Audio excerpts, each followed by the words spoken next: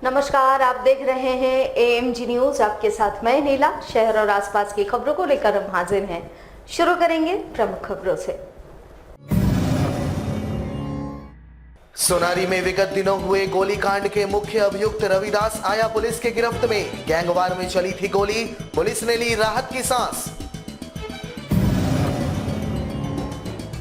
भाजपा व भाजपा के बीच बढ़ रहा है टकराव। सूर्य मंदिर विवाद को लेकर एक पक्ष ने निकाली रैली, किया जिले के उपायुक्त से मुलाकात, तो दूसरे पक्ष ने घालबू अनुमंडल पदाधिकारी से उठाई जांच की मांग। चक्रधरपुर रेल डिवीजन के DRM पहुंचे टाटानगर। 130 किलोमीटर प्रति घंटा स्पीड की हुई सफल टेस्टिंग। जल्द शुरू किया जाएगा थर्ड लाइन।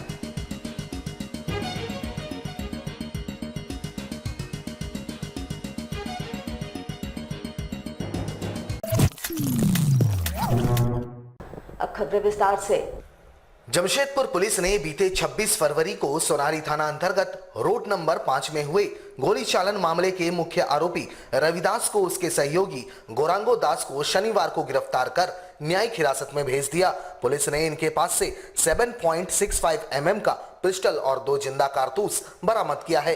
वैसे इस मामले में 4 और अपराधकर्मी अभी भी फरार बताए जा रहे हैं। आपको बता दें कि पिछले कुछ समय से सोनारी थाना क्षेत्र में वर्चस्व की लड़ाई को लेकर रविदास गिरोह और सियाल सिंह गिरोह के बीच खींचतानी जारी है। बीते 26 फरवरी को रविदास ने अपने साथियों के साथ सियाल सिंह को गोली मार दी थी। वैसे इस घटना में सियाल सिंह बच गया था। इधर सियाल सिंह पर हमले के बाद शहर में गैंगवार का खतरा मंडराने लगा था। उधर मामले की गंभीरता को देखते हुए कोल्हान के DIG ने मोर्चा संभाला और सभी अपराधियों को सलाखों के पीछे भेजने का दावा किया। उसके बाद एक के बाद एक अपराधी दोनों गिरोह के सलाखों के पीछे भेजे जाने लगे। शनिवार को रविदास गिरोह का सरगना रविदास और उसके सहयोगी को पुलिस ने सलाखों के पीछे भेज दिया। जानकारी देते हुए जमशेदपुर SSP डॉक्टर M तमिलवणन ने कहा कि 26 फरवरी को घटना के पीछे रविदास की भतीजी है। उन्होंने बताया कि सियाल सिंह रविदास की भतीजी की शादी में अड़ंगा लगा रहा था, जो रविदास को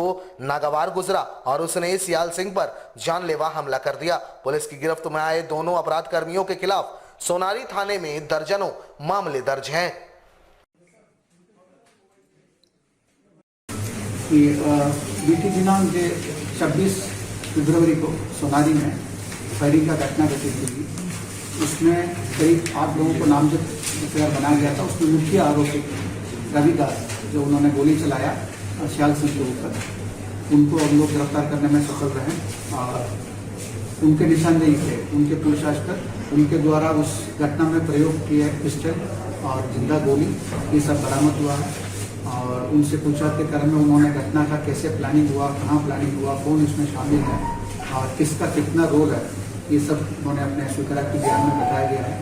इस आधार पर हम लोग और अनुसंधान मजबूत कर रहे हैं, तेजी कर रहे हैं और इसमें जो बचे हुए हैं कुछ अक्यूज लोग, उन लोग को भी हम लोग पकड़ने में लगे हुए हैं।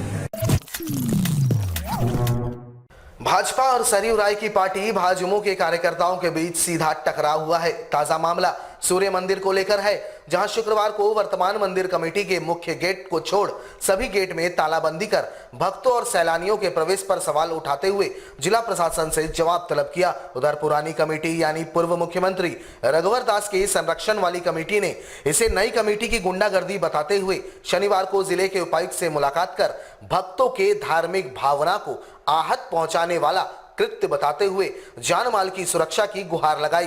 पुरानी मंदिर कमेटी के साथ बीजेपी के समर्थक भी बड़ी संख्या में इस दौरान मौजूद थे। पुरानी कमेटी ने वर्तमान कमेटी के सदस्यों को विशेष राजनीतिक दल का संरक्षण प्राप्त होने का दावा किया और कहा कि ऐसे लोग अगर मंदिर में विवाद पैदा करेंगे तो आने वाले दिनों में माहौल और तनावपूर्ण होगा। कुल मिलाकर मामला केवल मंदिर मस्जिद के विवाद का नहीं, मामला वर्चस्व का है, जो विधानसभा चुनाव से शुरू होकर अब 1 साल से भी ज्यादा का सफर पार कर चुका है। इस कार्यकाल में विकास से ज्यादा विनाश के पैमाने लिखे गए हैं। जनता को इसका क्या लाभ मिलेगा, ये तो जनता ही बताए। हालांकि उपायुक्त से मिलने पहुंचे मंदिर कमेटी के सदस्यों ने भी अब वर्तमान कमेटी के साथ आर पार की लड़ाई लड़ने का ऐलान कर दिया है।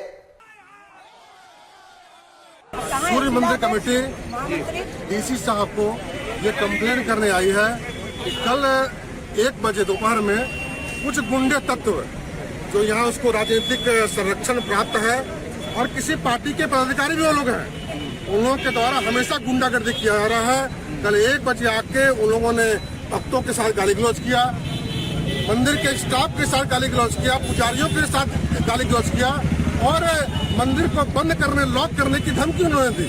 इसका कारण हमें समझ नहीं आता है। ये सूर्य धाम है, मैं आपके माध्यम में अपील करना चाहता हूँ, हम लोग चाहते हैं कि वहाँ ज्यादा से ज्यादा राम भक्त है, ज्यादा से ज्यादा सूर्य भक्त है और पूजा करने में किसी की रोक नहीं है। लेकिन सूर्य मंदिर कमेटी इसका पुरजोर विरोध करती है कि अगर वहाँ कोई गुंडागर्दी करने जाएगा तो सूर्य मंदिर कमेटी चूड़ी नहीं पहनी है।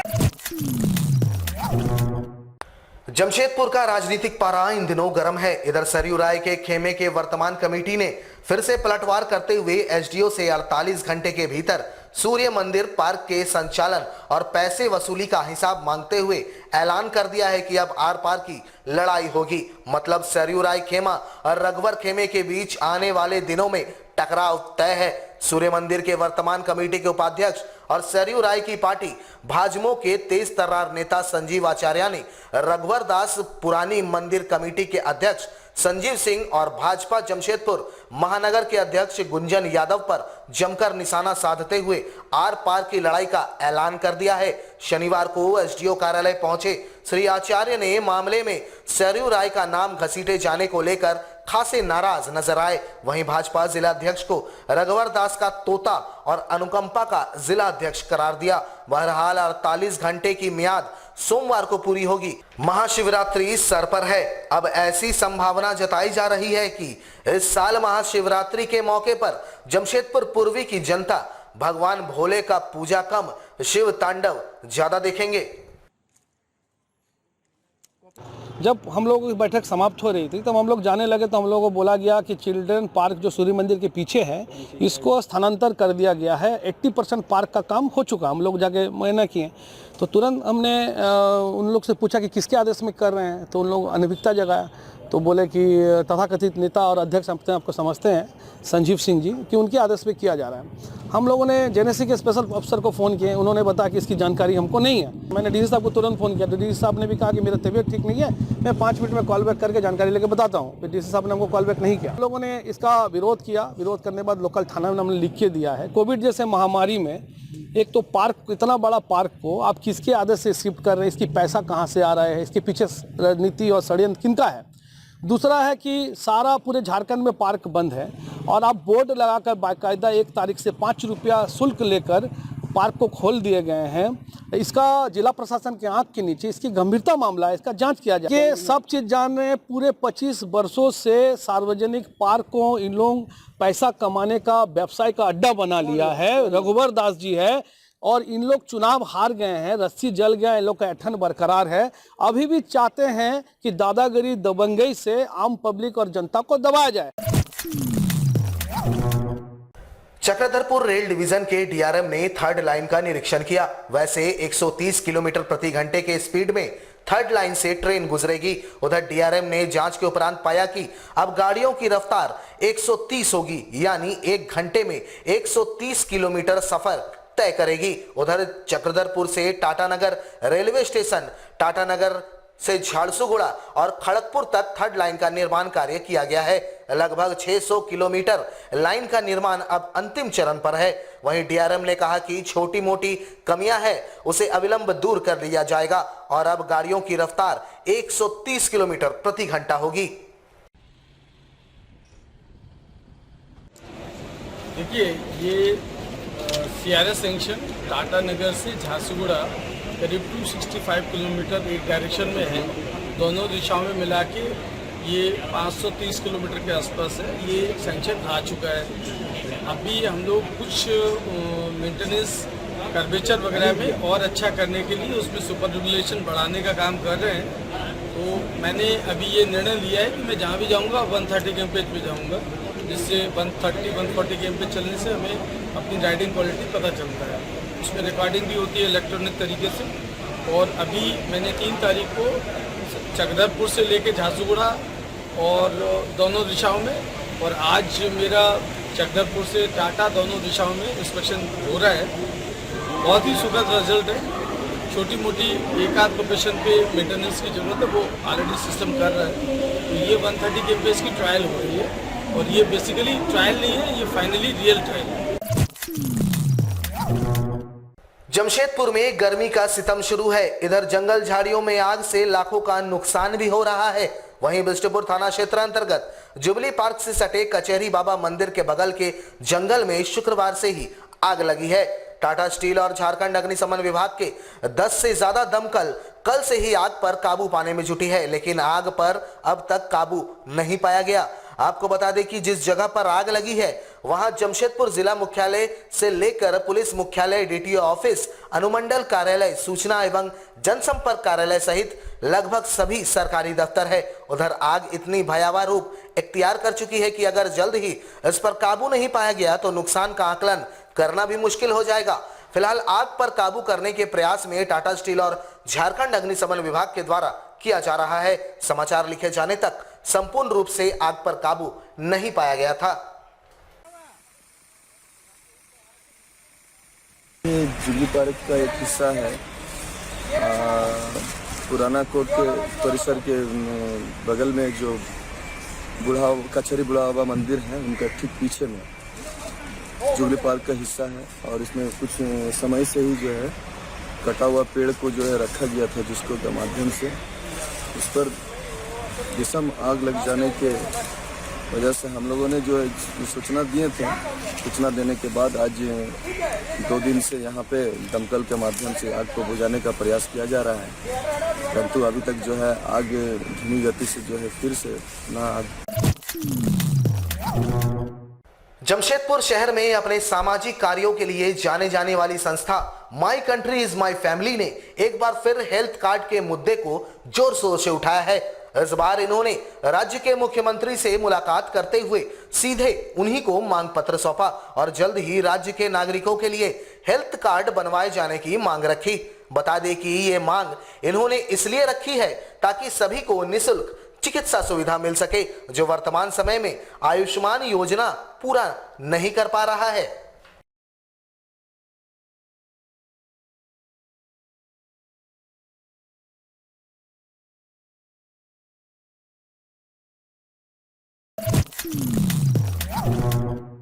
कोल्हान विश्वविद्यालय के प्रति कुलपति के विरोध में छात्र आजसू ने मोर्चा खोल दिया है। शनिवार को छात्र आजसू ने कोल्हान विश्वविद्यालय के शाखा कार्यालय के समक्ष वीसी का पुतला दहन कर जोरदार विरोध किया। इस संबंध में आजसू नेता हेमंत पाठक ने बताया कि वैश्विक महामारी कोरोना के कारण आर्थिक रूप से टूट चुके छात्रों के परिजनों की स्थिति को देखते हुए छात्र आजसू ने विश्वविद्यालय प्रबंधन से प्रोफेशनल कोर्सेज की फीस में 50% की कमी किए जाने की मांग की थी, लेकिन नए सत्र में नामांकन की प्रक्रिया जारी है और इसमें कोई कटौती नहीं की गई है। उन्होंने ऐलान करते हुए कहा कि आने वाले दिनों में जहां भी वीसी का कार्यक्रम होगा, छात्र आजसू उनका पुरजोर विरोध करेगा। हम लोगों ने वाइस चांसलर को अल्टीमेटम दिया था कि कोरोना महामारी को देखते हुए BEd, engineering, vocational, MBA, BCA, BBA जितने भी कोर्सेज हैं इन सभी में 50% इनकी राशि में माफ किया जाए, क्योंकि कोरोना काल में सारे लोगों के परिवार की आर्थिक रीढ़ की हड्डी को तोड़ के रखने का काम किया है और हमारी यह मांग था कि जल्द से जल्द पे निर्णय लिया जाए और 50% फीस को माफ किया जाए। अभी तक कोई निश्चित तौर पे कोई उनका जवाब नहीं आया है, इसीलिए विरोध वर्ष हम लोग पुतला दहन किए वाइस चांसलर विश्वविद्यालय गंगाधर पांडा का। आने वाले चरण में हर जिले पे उनका पुतला दहन किया जाएगा और जिस भी कॉलेज में वो जाएंगे उनका जोरदार विरोध किया जाएगा छात्र आजसू के द्वारा।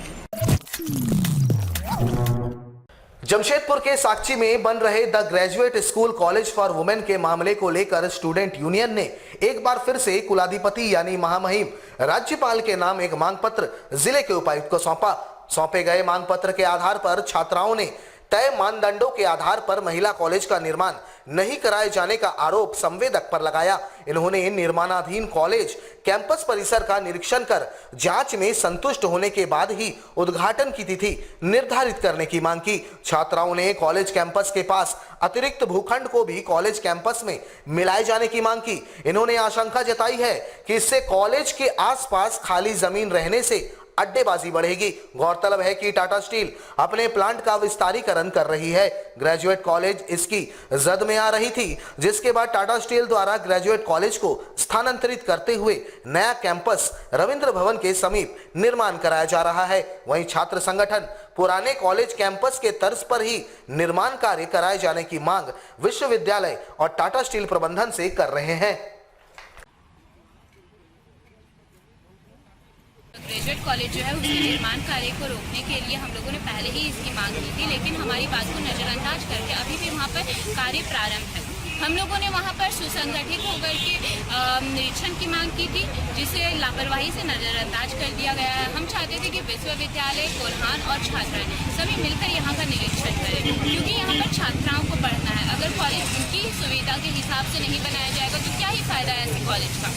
और हमारे कॉलेज के बाहर जो प्रति जमीन छोड़ी गई है उसे भी हम अपने कॉलेज प्रांगण के अंदर शामिल करना चाहते हैं, क्योंकि जो खाली जमीन है वहाँ पर कल को अड्डेबाजी होने जैसी समस्याएं उत्पन्न हो सकती है, जिससे कि हमारी छात्राएं काफ़ी भयभीत रहेंगी और ऐसे भयभीत माहौल में उनके लिए एकाग्र मन से पढ़ पाना संभव नहीं हो पाएगा। इसलिए हम चाहते हैं कि वो उसे हमारे कॉलेज प्रांगण के अंदर लिया जाए और कॉलेज की जो 4 दीवारी है उनकी ऊंचाई थोड़ी बढ़ाई जा सके। इस बात पर कुछ दीवारों को ऊंचा तो किया गया है, लेकिन अधिकांश दीवारें उसी ऊंचाई पर है जिसकी हमने अपेक्षा नहीं की थी। हमारे साथ लगातार जुड़े रहने के लिए आप हमें YouTube पर जरूर सब्सक्राइब करें। आज के लिए बस इतना ही। कल आपसे फिर मिलेंगे कुछ नई खबरों के साथ। तब तक के लिए AMG न्यूज की पूरी टीम को दीजिए इजाजत। नमस्कार।